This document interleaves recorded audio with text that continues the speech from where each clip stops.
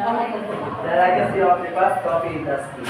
The legacy of Lipa as a coffee exporter continues to this day. While the coffee industry has faced challenges over the years, including competition from other regions and changing market dynamics, Lipa remains a significant player in the coffee sector. Ma'am?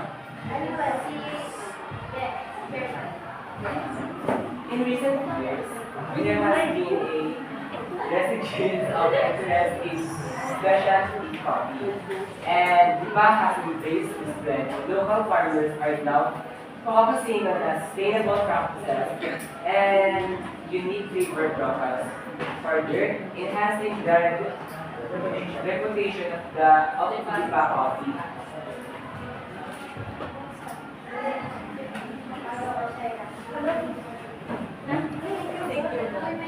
The city's commitment to quality and innovation ensures that it remains relevant in the global coffee market.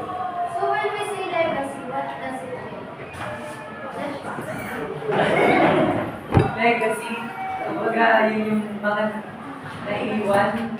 naiwan or kumbaga yung naipamana ng isang So yan, kanino nga natin nakuha yung coffee beans?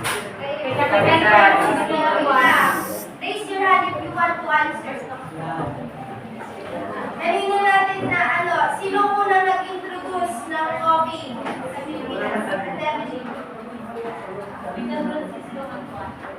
Tama. So sino naman yung unang nagtanim sa kanyang Si Francisco. Francisco na ba?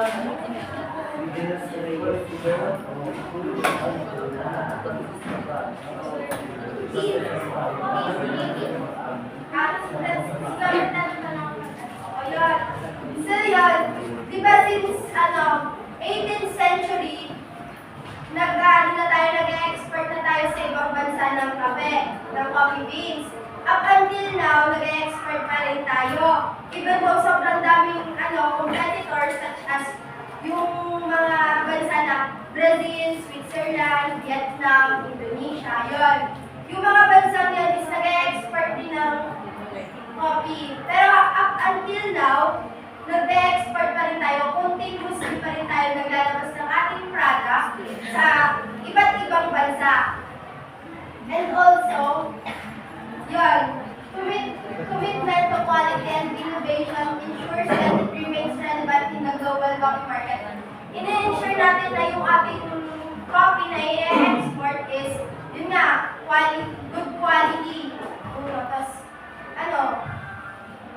even, hindi kasi ang ating market kasi is parang open for innovations. Yung coffee ay parang iniiba nila yung, kaya merong iba't ibang flavor ng kape. Yun. Yung nagagets nyo naman. Yun lang. Ilang yung part 2? Ay, conclusion pa pala.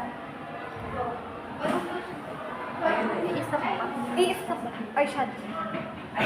Conclusion ako. So, yung conclusion na ay sasabihin ko lang yung about sa conclusion. So, ang conclusion po nito ay the Liberation Day of Lipa in 1886. Kailan nga ulit? 1886! Is pivotal moment in the city's history. So, ano nga pala yung meaning ng pivotal?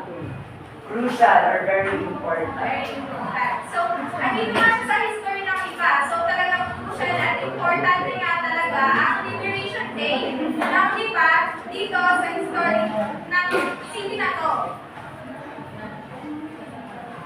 Ito yung nag-lead ng ang Lipa yung naging pinaka-exporter ng coffee po. Tulad yung nasabi kanina. So, sinabi ko rin naman na ito yung naging simbolo ng tagumpay ng mga local farmers, sapagkat ang mga local farmers naman ang talagang nagawa ng paraan para magkaroon ng production ng coffees. Dahil nagtatanim,